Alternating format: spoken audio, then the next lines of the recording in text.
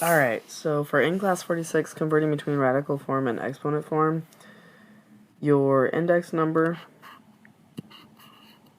and your exponents can be rewritten as with a radical in fractional exponent form. So you just take the bottom number and that's your index number. Tells you how many things are in a group. So what we're going to do is we're going to jump down to the problems. An expression with rational exponents is simplified when all the following condition right. It has no negative exponents, has no exponents that are positive integers to the denominator.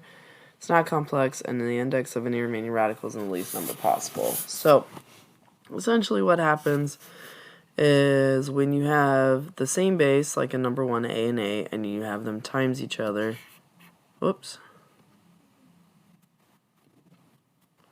you're going to take your base and you're going to take your fractions and you're going to add them, which would give you 5 fours. So a to the 5 fours. On the next one, when you have subtraction or division, you're going to do subtraction. So this would be x to the 3 fifths. We're going to skip number 3. But when you're doing these, all you're going to do is apply the radical or the exponential part, to each part. So you're going to have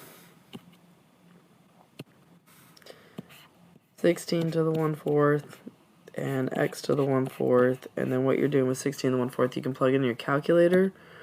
Or what you can do is you can just plug... what's going on there? Just want to draw. You can break it down into groups of 4 because you know the index number is 4. And so my answer would be 2x to the 1/4. 27 to the 1/3, so I got 27 to the 1/3 y to the 3 halves times 1/3. Break this down into 9 and 3, 3 and 3, group of 3 because my index number is 3, so I got 3. And then when I multiply these, because it's a power to a power, 3 times 1 is 3, 2 times 2 is 6, or sorry, 3 times 1 is 3, 2 times 3 is 6. So that'd be y to the 3 6, which can be simplified. My final answer would be 3y to the 1/2.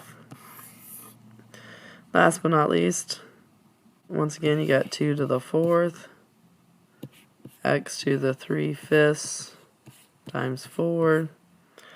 2 to the 4th is going to be 16.